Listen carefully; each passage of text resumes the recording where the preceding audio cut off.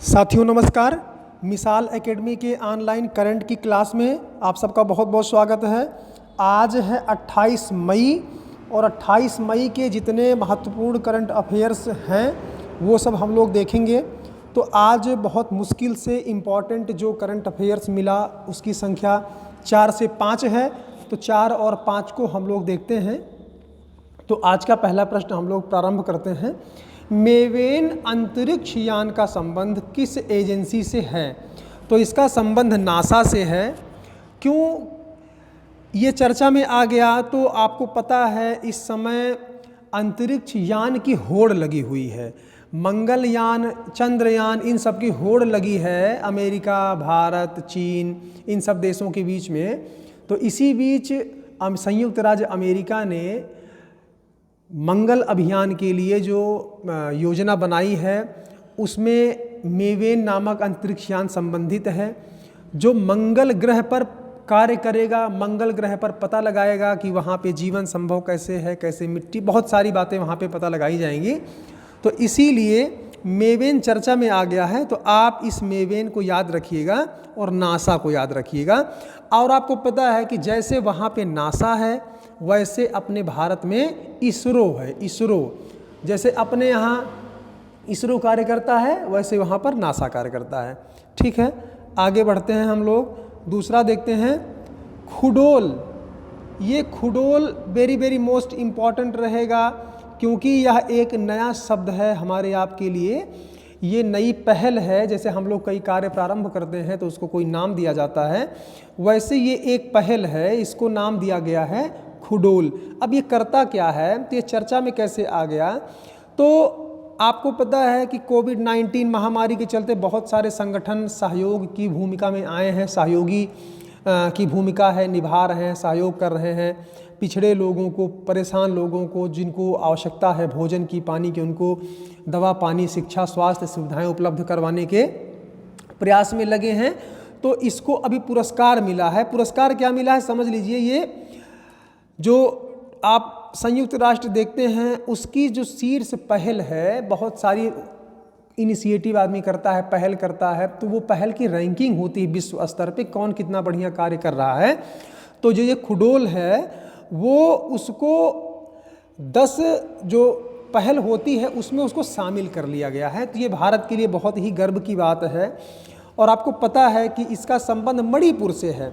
खुडोल का संबंध मुख्य रूप से मणिपुर से है। मणिपुर आप नक्शे में देखेंगे तो मिजोरम के ऊपर है, मिजोरम के ऊपर और नागालैंड के बीच में है, ये पड़ता है म्यांमार की सीमा पर। या एक समझ लीजिए गैर सरकारी संगठन है, सरकारी संगठन नहीं है, जो ये पूरे भारत में छा गया है। और आपको पता है कि पहली ट्रांसजेंडर फुटबॉल टीम भी इस पहल इस संस्था ने बनवाया है। तो ये बहुत ज़रूरी हो जाता है आपके लिए कि खुडोल का नाम आप याद रखें। ये भी पूछ सकता है कि इसका ओरिजिन स्थान यानी शुरुआत कहाँ से हुई, तो ये मणिपुर से हुई है। और इसका उद्देश्य क्या है, तो गरीबों को, पिछड़ों को, जो असहाय लोग हैं उनको रोटी, कपड़ा, मकान, स्वास्थ्य, शिक्षा उपलब्ध करवाता है। और कोविड-19 को समाप्त करने में बहुत कारगर साबित हुआ है। तो इसलिए यह चर्चा में है और संयुक्त राष्ट्र की पहल में 10वां स्थान प्राप्त किया है। अब अगला क्वेश्चन देखते हैं। बलबीर सिंह सीनियर का संबंध, बलबीर सिंह सीनियर इनके नाम के आगे लग गया है। सीनियर इनके नाम के आगे इसलिए लग गया है क्योंकि इनके बाद बलबीर सिंह नामक कई खिलाड़ी आए हॉकी टीम में, इसलिए इनको सीनियर कहने के लिए सबसे अलग कर दिया गया, सीनियर लगा दिया गया। तो ये हॉकी खेल से संबंधित है। आपसे यही पूछ लेगा कि बलबीर सिंह किस राज्य से संबंधित हैं, तो ये पंजाब से संबंधित हैं, पंजाब। और आपसे पूछ ले किस खेल से संबंधित हैं, तो ये हॉकी से संबंधित हैं। ये दो साथियों ये महत्वपूर्ण प्लेयर रहे हैं। ये आज़ादी के पहले के प्लेयर हैं, जब भारत स्वतंत्र नहीं हुआ था तब के प्लेयर हैं। और इन्होंने ओलंपिक जो टीम जीती थी, ओलंपिक में इन्होंने पार्टिसिपेशन भी किया था, इन्होंने कप्तानी भी की थी। तो इसलिए ये काफ़ी महत्वपूर्ण प्लेयर हैं, चर्चित प्लेयर हैं। तो इसलिए आप इनका नाम याद रखिएगा किस खेल से संबंधित हैं। आगे हम लोग देखें, हाइड्रोक्सीक्लोरोक्विन चर्चा में है, पुनः चर्चा में आ गई है हाइड्रोक्सीक्लोरोक्विन। आपको पता है कि मलेरिया की दवा है या भारत सरकार ने काफ़ी कुछ दिन पहले कोविड-19 की बीमारी के चलते जब यह दवा चर्चा में आई थी तो इसके निर्यात पर रोक लगा दी थी, अपने यहाँ स्टोर करने लगे थे कि ये अच्छी दवा है, ये कारगर साबित हो रही थी कोरोना के इलाज में। तो इसलिए अब लेकिन दिक्कत क्या हो गई है कि WHO ने, विश्व स्वास्थ्य संगठन ने इस पर प्रतिबंध लगा दिया है, अस्थायी रूप से इसके परीक्षण पर प्रतिबंध लगा दिया, क्योंकि इसका बहुत सारा साइड इफ़ेक्ट आना प्रारंभ हो गया था। तो इसलिए पुनः चर्चा में आ गई है। तो आप इसका नाम याद रखिएगा, और भी कुछ वीडियो इसके पहले हमने इसके ऊपर थोड़ा सा डाला हुआ है, तो उसकी भी जानकारी या कहीं से भी आप सर्च कर लीजिएगा। हाइड्रोक्सीक्लोरोक्विन के बारे में आपको कुछ जानकारी होनी चाहिए, ये हम इसीलिए आपको चर्चा कर दिए। अगला IMF चर्चा में है। आपको पता है इस समय पूरे विश्व की अर्थव्यवस्था चरमरा गई है, तो IMF हुआ, वर्ल्ड बैंक हुआ, ये सब चर्चा में आ गए हैं। अब तो अभी कल IMF पे चर्चा हुई तो हमने सोचा IMF के बारे में आपको बता दें। तो IMF की स्थापना साथियों 1944 में एक ब्रेटन वुड्स है अमेरिका में, अमेरिका का एक शहर है ब्रेटन वुड्स। तो वहाँ पे एक मीटिंग हुई थी जिसमें निर्णय लिया गया था कि एक ऐसी किसी संस्था का गठन किया जाए जो पूरे विश्व में कुछ अच्छी चीज़ें करे, अर्थव्यवस्थाओं का उत्थान हो। क्योंकि आपको पता है कि सेकेंड वर्ल्ड वार के पश्चात पूरी अर्थव्यवस्था सिर्फ किसी देश की नहीं वरना पूरे विश्व की अर्थव्यवस्था चरमरा गई थी, टूट गई थी।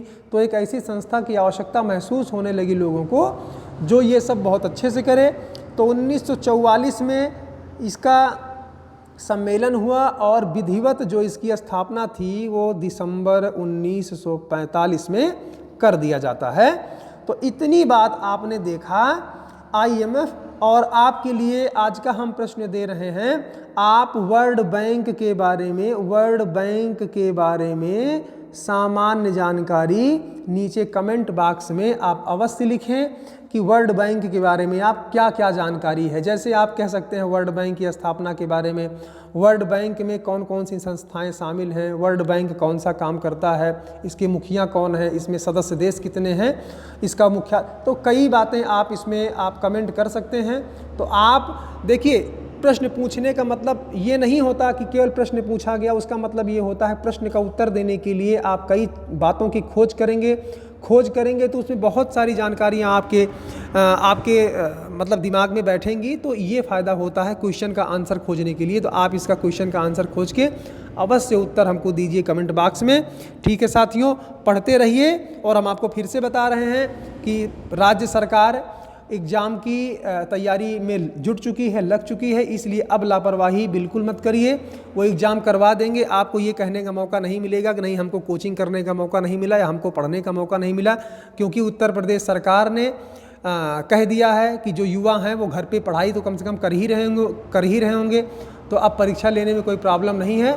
तो परीक्षा की तैयारियां चल रही हैं, कभी भी किसी की परीक्षा जुलाई में हो सकता है शुरू हो जाए। तो ठीक है साथियों, आज के लिए बस इतना ही। नमस्कार।